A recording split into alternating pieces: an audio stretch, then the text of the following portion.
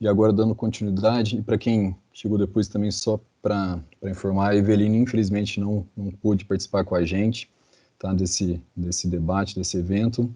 Então, eu queria chamar agora o Carlos Preto, que a gente tem a honra aqui de chamá-lo, agradecer imensamente por ter aceitado também nosso convite, Carlos, por participar desse debate aí. O Carlos Preto também é integrante aí da Frente Estadual pelo Desencarceramento no Estado de São Paulo. Carlos, tem toda a palavra. Obrigado. Bom, primeiro, boa noite, né? Boa noite a todos, todas e todes. Eu quero começar agradecendo a oportunidade, agradecer a Defensoria e agradecer especialmente meu parceiro, Fábio, né, que foi quem me fez o convite diretamente, e é através de quem eu estou aqui hoje, né, podendo participar dessa atividade. Bom, eu fui precedido, né, por pessoas que me inspiram e com quem eu tenho aprendido. Então, fica um pouco mais, assim, complicado, né, falar depois né, das pessoas. Nunca ninguém consegue falar tudo, porque tem muitas possibilidades e muitas formas de observar, as questões que giram em torno do sistema prisional, do encarceramento e do sistema de justiça como um todo.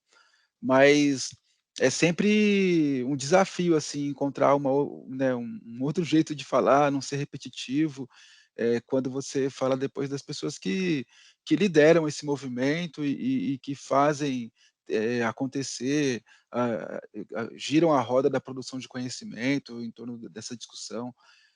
Mas eu vou me arriscar aqui, então peço licença, né, antes de mais nada, a todos que falaram antes de mim, as pessoas que vêm há mais tempo construindo essa luta, não só do ponto de vista conceitual, intelectual, assim, do entendimento político, não, mas de quem está na rua fazendo essa luta há muito mais tempo. Então, com a licença de todas vocês, porque em grande maioria feminina, então eu quero aqui tentar fazer uma abordagem, assim, né, tentar entrar no tema por um outro lado, assim, e eu quero partir da perspectiva de uma luta política, radicalmente antirracista, porque eu penso que um evento como esse, com esse tema e principalmente nessa data, é uma oportunidade que deve ser aproveitada por pessoas engajadas na luta antirracista. No dia 13 de maio, falar sobre privação de liberdade e processo de desumanização extramuros é uma oportunidade de tratar não da maneira profunda que a complexidade desses temas exige, sim, mas pelo menos, assim, permite evidenciar, assim, trazer, né, à tona algumas questões que, do meu ponto de vista, elas são fundamentais para a compreensão do cenário sociopolítico e econômico que produz o encarceramento, que produz o sistema de justiça, que produz, a perseguição à população negra, que produz o genocídio, né, e que produz essa força letal do Estado.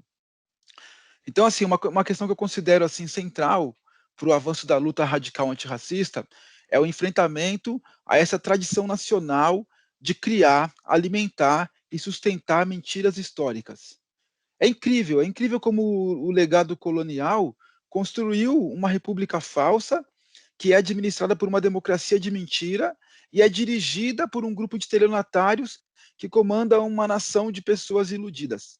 Então é incrível, assim, eu queria aproveitar essa oportunidade de falar justamente no dia 13 de maio, queria aproveitar essa oportunidade para falar um pouquinho sobre as mentiras com as quais a gente convive pacificamente no nosso cotidiano. E essas mentiras que dão, do meu ponto de vista, né, que criam condições favoráveis para que aconteçam realidades, né, verdades muito perversas. Então eu queria demonstrar como é fundamental enfrentar essas mentiras para avançar a luta política antirracista, anticárcere e antipunitivista. Eu queria lembrar a todos aqui de que isso que eu estou falando, assim, começa lá atrás, mas bem lá atrás mesmo. Começa na opção de encenar um grito do Ipiranga, isso para impedir um possível processo revolucionário de independência, um processo verdadeiro de independência. E aí é preciso destacar que as mentiras que a gente deve enfrentar hoje, elas estão ligadas àquele acordo lá atrás também, o acordo que premiou os escravocratas com indenizações diversas, e ainda conferiu a eles, posteriormente, todos os privilégios na redistribuição do poder político e econômico na formação da República. E aí, com esse movimento, eles conseguiram conter, ou pelo menos, né, conter parte do potencial transformador que a abolição da escravatura continha. E também esse movimento ele oculta o legado revolucionário dos movimentos abolicionistas da época, que forçaram a rupção, né, a ruptura. Então, eu penso que é o seguinte, assim, ó, não dá para reivindicar o dia 13 de maio como o Dia Nacional da Mentira. Não dá só porque a gente ainda tem o 7 de setembro, a gente tem o 15 de novembro, e, enfim, a gente tem um calendário muito rico, com um repertório enorme de datas comemorativas de fatos que nunca aconteceram. Ou então, quando aconteceram, aconteceram de uma maneira muito diferente do registro oficial. Então, o discurso e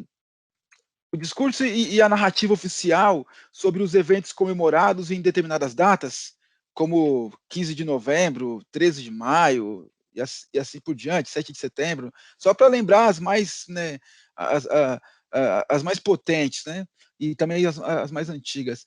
Então, esse discurso é, que o Estado usa para comemorar essas datas, ele oferece elementos suficientes para o Ministério Público Federal denunciar o Estado brasileiro por falsidade ideológica, por propaganda enganosa, sei lá, por induzir ao erro, à conduta inadequada, sei lá, sabe-se lá quantas outras possibilidades jurídicas deve existir para o questionamento da falta de verdade previstas na legislação. Se é que existe isso, né? Porque, para ser bem sincero, de lei mesmo, eu só entendo uma coisa, que elas são criadas para subordinar muitos à vontade de uns poucos. E é isso que eu sei sobre lei. Mas o fato que eu quero trazer aqui nessa discussão é que essas três mentiras históricas, a independência, a abolição e a república, elas estão entre as mais longevas mentiras do repertório nacional. E não por acaso, elas implicam em diversos desdobramentos na organização da sociedade real, né, da sociedade material. E essas mentiras elas têm desdobramentos na realidade. E isso por quê? Porque elas subsidiam a falsa imagem de um país independente, não racista e democrático, que só existe dentro dessa ficção, né, que é criada por essas narrativas históricas. Então, para falar sobre o encarceramento, por exemplo, falar sobre encarceramento em massa, eu tenho necessariamente que falar da seletividade do sistema de justiça. E para entender sobre a seletividade no sistema de justiça, é necessário que a gente enfrente a mentira histórica da abolição da escravatura. É indispensável para a gente avançar na luta anti-cárcere, na luta antipunitivista, é necessário pela luta, a luta pró-democracia, é indispensável problematizar os termos em que a abolição é apresentada oficialmente para atribuir a esse país um caráter não racista. E aí, por conta disso, sustentar a ideia de imparcialidade racial do sistema de justiça do Estado brasileiro. Então, é aí que está o nó. Isso essa ideia de imparcialidade racial do sistema de justiça do Estado brasileiro é sustentada a despeito dos relatos cotidianos, né? Enfim, da superrepresentação da população negra no sistema prisional, certo? Da preferência na ordem de 3 para 1, e dependendo da região do Brasil, muito mais do que isso, 4, 5, 6 para 1, enfim, da preferência do destino preferencial do corpo negro para o uso da violência policial e para o uso da letalidade do Estado. Por quê?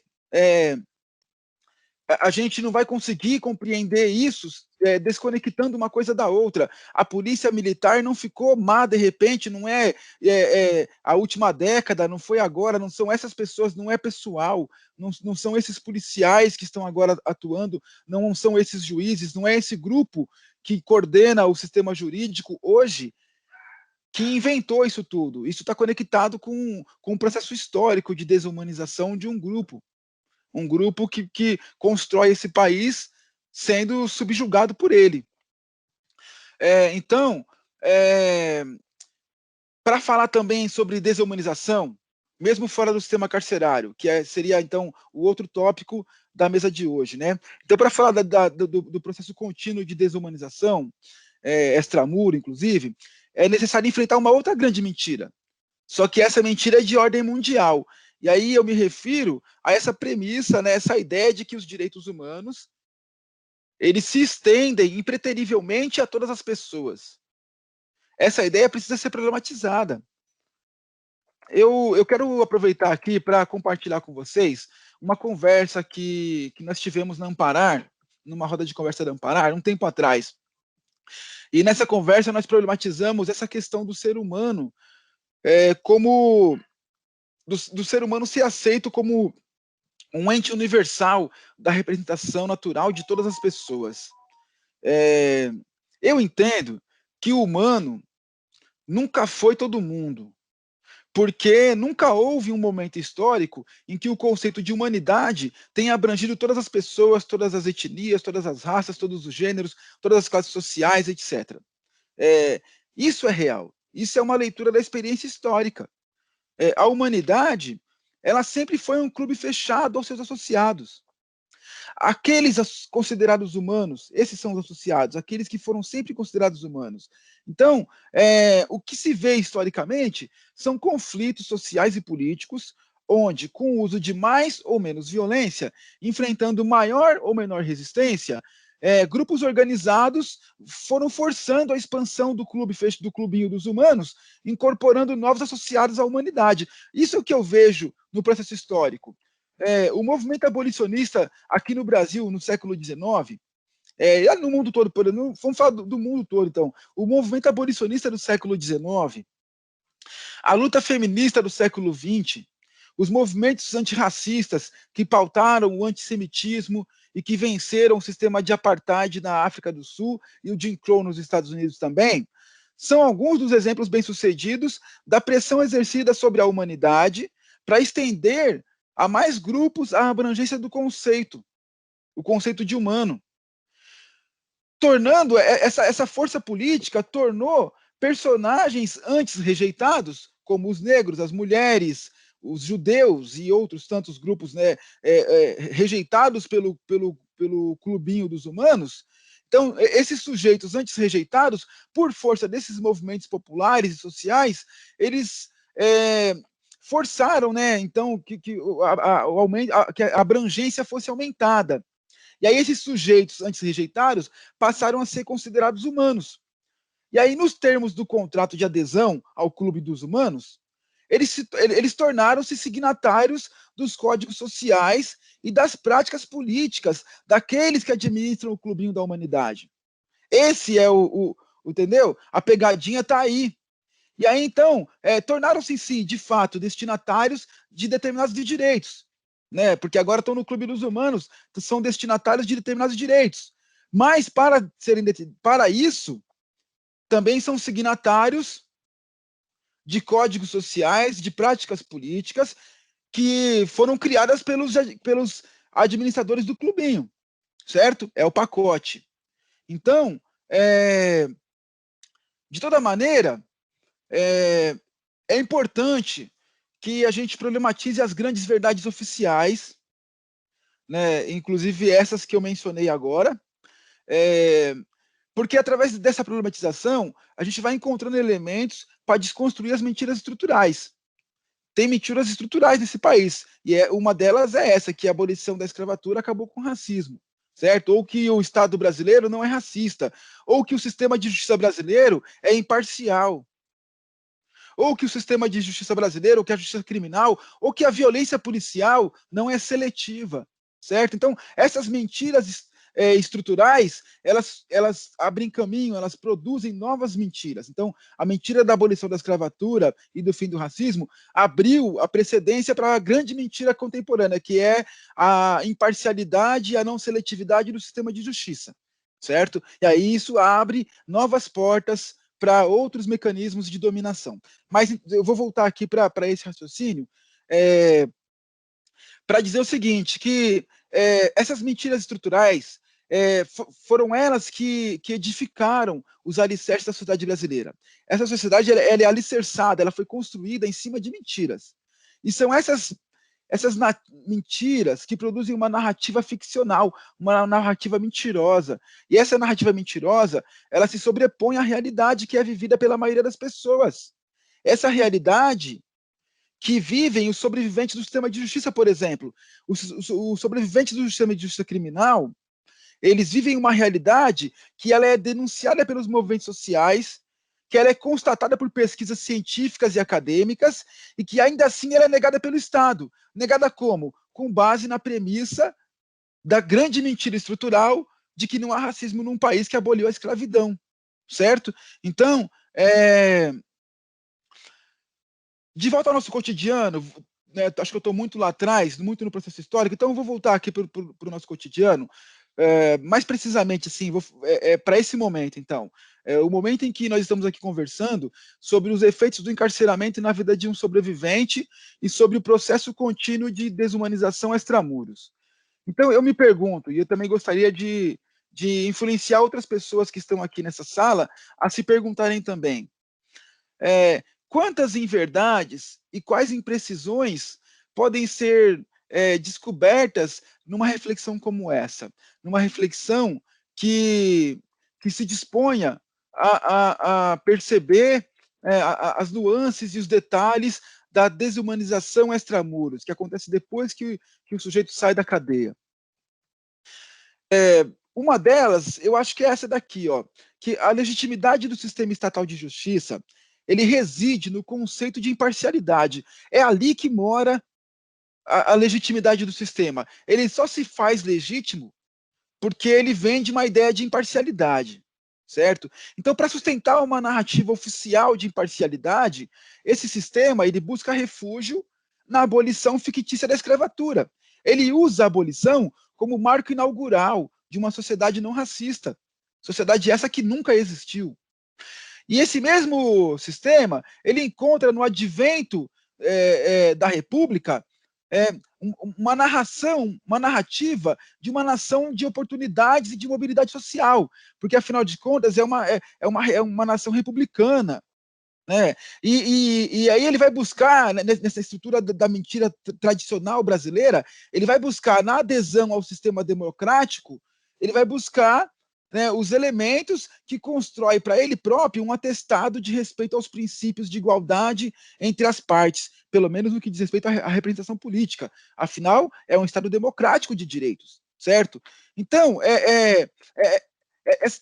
essas narrativas que são construídas com base nessas mentiras, elas suscitam perguntas. Então eu pergunto, se é dessa forma, se essa narrativa fosse verdadeira, por que 3 décadas depois da redemocratização, as instituições democráticas, ou ditas democráticas, e a sociedade de forma geral, assiste passivamente, ou melhor, não assiste, ajuda a construir a era do encarceramento em massa, admitindo o aprisionamento de milhares de corpos negros. E também não fazem quase nada, exceto uma live ou um like em alguma outra live, para impedir o genocídio em curso contra a população negra. No máximo, assinou um abaixo-assinado. No máximo. Então, o que é verdade, do meu ponto de vista? Para mim, é verdade que a naturalidade com que a sociedade brasileira lida com o assassinato de jovens negros pelas forças policiais torna essa sociedade fiadora do genocídio do qual ninguém vai escapar. Porque nesse modelo de guerra contra as drogas que promove um genocídio, quem não é vítima é sobrevivente. E quem não é sobrevivente nem vítima, ou é testemunha ou é cúmplice. Certo? Porque esse modelo de guerra envolve a todos. Envolve a todos nós. Envolve toda a sociedade. Ninguém está isento. Ninguém na sociedade inteira passa ileso por um processo de genocídio. E há exemplos disso na história recente em todos os continentes do mundo. Todos os continentes que têm na sua história recente um genocídio e sabem as consequências disso para a sociedade toda. Então, diante disso, né, desse que eu acabei de falar, dessa suposta ausência né, de uma postura mais contundente, eu diria, quanta verdade há na contradição na nossa contradição cotidiana entre a expectativa que a gente tem de participar da construção de uma sociedade melhor do que essa e os caminhos que a gente percorre, as ferramentas que manuseamos, as ideias às quais a gente associa, as posturas que a gente assume frente às questões que orbitam em torno dos acontecimentos que levam ao encarceramento em massa e ao genocídio da juventude negra, não é? Porque isso não acontece do nada, são várias conexões que promovem o encarceramento em massa e o genocídio da juventude negra. E é difícil aceitar que a população inteira apenas é passiva nesse processo. Ou você é vítima ou você é passivo, também é passivo, né? Todo mundo, de alguma forma, está envolvido ou é envolvido no processo. Uma prova disso? Vou dar uma prova disso. Em 2018, o pleito eleitoral aqui no Brasil, ele foi marcado por promessas de recrudescimento da ação policial e pelo endurecimento do sistema de justiça criminal. Foi esse o debate que mobilizou as campanhas da direita, da esquerda e do centro. O desejo de controlar e punir a população negra e pobre é o que une a classe política no Brasil, independente da sua bandeira. Esse é o lugar, a mesa onde eles sentam para produzir consenso. Na ideia de que é necessário, é urgente punir a população negra e pobre, certo? Então, nesse cenário punitivista, onde o principal objetivo político é perseguir, dominar, anular e exterminar negros e pobres, submetidos ao crivo da lei de execuções penais, esse cenário ele produz um desafio para o sobrevivente retomar a sua vida após um período de cárcere, porque é um cenário punitivista como um todo, né? Haja visto, você vê, não tem essa de direita e esquerda, é todo mundo pelo mesmo caminho. Quando se trata de sistema de justiça criminal, o papo é como a gente pode fazer para punir mais e punir com mais violência, com mais intensidade, é sempre esse papo. Então, são muitos os desafios que um sobrevivente do sistema carcerário tem pela frente. Mas o primeiro deles, sem dúvida, para mim, né? Obviamente, a minha opinião. Na minha opinião, o primeiro deles é, sem dúvida, se livrar da marca do ex, né, do ex-prisioneiro, ou então do egresso, como a maioria gosta de dizer, né, como é o termo que a academia gosta de falar e os movimentos sociais gostam de usar, o egresso. Não é necessariamente o cárcere que define uma pessoa. Isso não deveria ser uma novidade, né? Mas eu vou dizer mesmo assim. O óbvio, às vezes, precisa ser reafirmado e reafirmado e reafirmado. Então, vamos no óbvio. Não é o cárcere que define uma pessoa. Nós somos a soma, a transformação e a somatização das nossas experiências. As nossas experiências, elas se interconectam, elas se atravessam mutuamente, de maneira que o cárcere ele não se sobrepõe às outras experiências na vida de uma pessoa. Ele é mais uma experiência, mas ele não se sobrepõe às demais, exceto se há o entendimento de que aquela pessoa se reduz a uma única experiência. A experiência do cárcere, por exemplo, certo? Eu fico pensando, sabe? Olha só, todos os exilados, todos aqueles que foram condenados pelo sistema de justiça criminal do Brasil e foram exilados em algum desses exílios e desses campos de concentração que estão espalhados pelo país todo, todas as pessoas que passaram pelo sistema prisional têm uma história anterior ao seu encarceramento. A maioria dessas pessoas constrói longas e diversificadas relações sociais antes do aprisionamento. Mas, ainda assim, para a sociedade, o que define essa pessoa é o cárcere. Muitos mesmo, né? Muitas pessoas, depois de anos fora da cadeia, já tendo se afirmado em alguma atividade profissional, ainda assim ele é definido enquanto ex-presidiário, ou melhor, né, ele é definido como egresso do sistema prisional, porque se ele está trabalhando, e se ele superou, se ele se afirmou em uma outra atividade, então ele tem que ser citado como egresso, porque ele tem que ser exemplo, né, um exemplo de que o sistema está dando certo. Não é isso? Afinal de contas, aquele desgraçado, depois de tudo que a gente fez com ele, depois de toda a tortura e o sofrimento e a humilhação a que ele foi imposto a ele, depois de toda essa merda que passou pela vida dele, o cara ainda conseguiu virar a página, está fazendo outra coisa, está vivendo uma outra história, então esse cara tem que servir de exemplo, né, para todo mundo ver que o sistema dá certo, ainda que durante o caminho você tenha que massacrar 1 milhão para tirar o suco de um, né, mas valeu a pena, valeu a pena. Né? Ricardo, só para lembrar Oi, que tem mais um minutinho, tá? maravilha, Desculpa. tá tranquilo. Então eu queria aproveitar que eu falei desse lance do regresso para dizer o seguinte, ó, que tipo de contribuição nós oferecemos quando a gente fortalece esse movimento ao definir exemplos bem-sucedidos de egressos ou ex-presidiários para mostrar, sabe, que o sistema funciona, ou que dá pé, sabe, dá para sobreviver. Pô, antes, cara, porque a pessoa não pode ser simplesmente, sabe, um bom profissional, ou um pai, mãe, filho, seja lá o que for que ocupe a maior parte do tempo da pessoa. Não, ela tem que ser egressa do sistema prisional. Por quê? Porque o processo de desumanização, ele depende hoje do sistema judiciário. Né? Nesse momento, é a principal ferramenta que ele utiliza, né? Então, assim, eu queria dizer assim que, usando aqui o termo que a gente usou para essa mesa, né? Essa metáfora do labirinto. A metáfora do labirinto, ela também é perigosa, porque após o fim do aprisionamento, essa metáfora sugere a imagem de uma pessoa perdida, confusa, né? Submetida a uma força maior, que fica obstruindo as saídas e tal, de onde não tem saída. Por mais verossímil que seja isso, que a gente sabe que de fato o caminho é difícil, mas mesmo assim existe o perigo de que essa imagem do labirinto ela cria um sujeito genérico, e esse sujeito ele é utilizado para definir todas as pessoas que saem do presídio. Está todo mundo perdido, confuso, né? Ninguém tem saída, é sem saída para todo mundo. Então essas definições, sabe? O compromisso político contra esse modelo labiríntico, ele pode residir, inclusive, na nossa atuação direta, individual e coletiva, contra a propagação dessa e de outras imagens fixas, que são utilizadas para definir uma pessoa que foi encarcerada.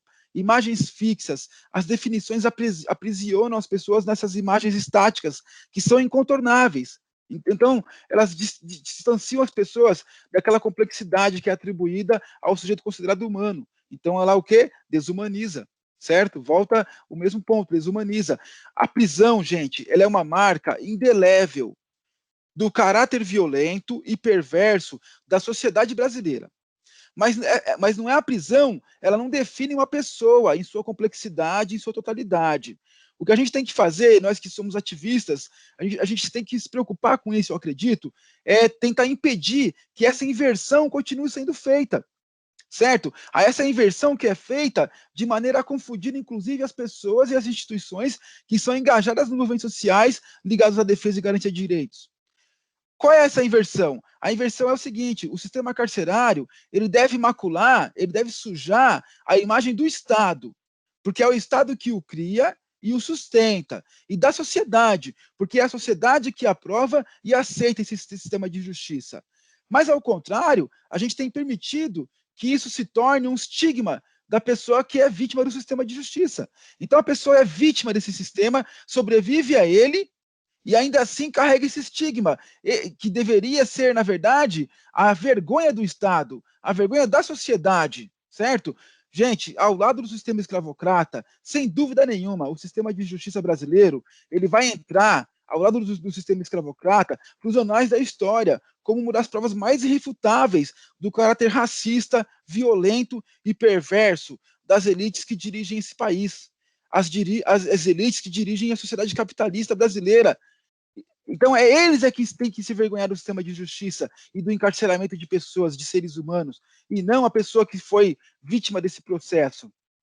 O sistema de justiça criminal, ele é a chave contemporânea para desumanizar a população negra.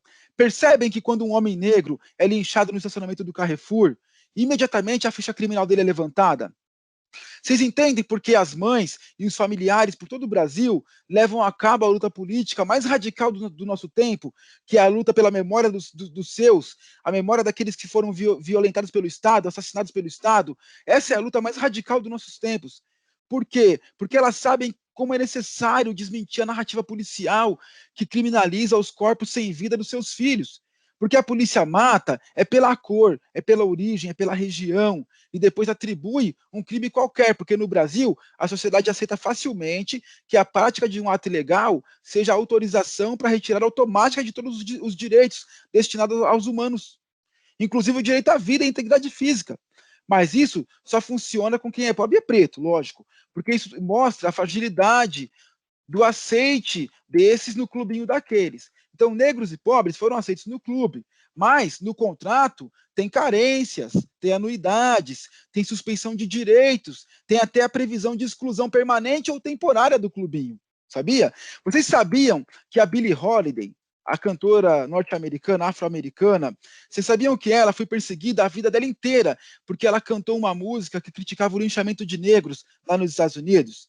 E aí, pois é o seguinte, essa mulher, ela cantou uma música que ofendeu os racistas, e aí proibiram ela de cantar a música, ela insistiu em cantar. A partir daí, ela foi presa e foi perseguida por toda a sua vida pela lei de drogas, que também é conhecida como política antinegros, né? Então, a lei antidrogas de lá, que é a mesma coisa da lei antidrogas daqui, política antinegros, perseguiu essa mulher até o fim da vida dela, mas nunca conseguiu incriminá-la. Nunca pegaram ela em vida. Pois vocês acreditam que depois que essa mulher morreu, a Billie Holiday, morta, já no IML, ela foi forjada com um porte de heroína, mesmo morta no IML, ela foi algemada no IML e o FBI deu voz de prisão para ela. O que significa isso para vocês? O que vocês entendem disso?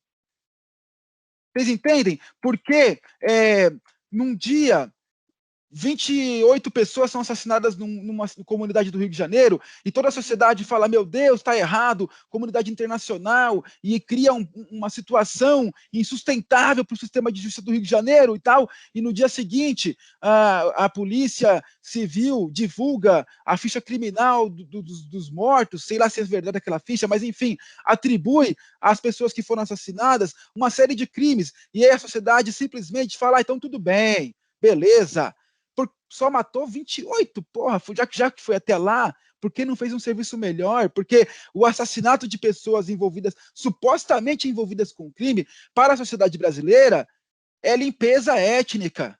Esse é o papo. As pessoas estão preparadas para aceitar a morte, a tortura, o aprisionamento, o linchamento, o que for, de pessoas, desde que elas seja atribuído a elas algum tipo de crime. Então, para encerrar, eu quero insistir nisso. O sistema de justiça criminal, ele é, hoje, a principal ferramenta, né, a principal ferramenta da manutenção do racismo nesse país.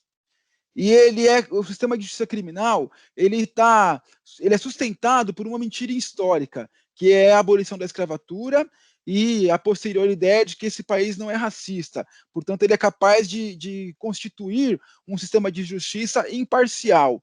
Então, essas mentiras todas, elas construíram um sistema de justiça. Então, eu quero encerrar aqui fazendo uma pergunta, né, deixando uma pergunta em aberto e tal. As pessoas que estão aqui acreditam de fato que é possível reformar, então, de que forma seria possível reformar um sistema, algo que foi criado baseado numa mentira? Um sistema que deveria ser imparcial, mas foi baseado numa mentira de abolição de escravatura e não racismo. É possível reformar isso?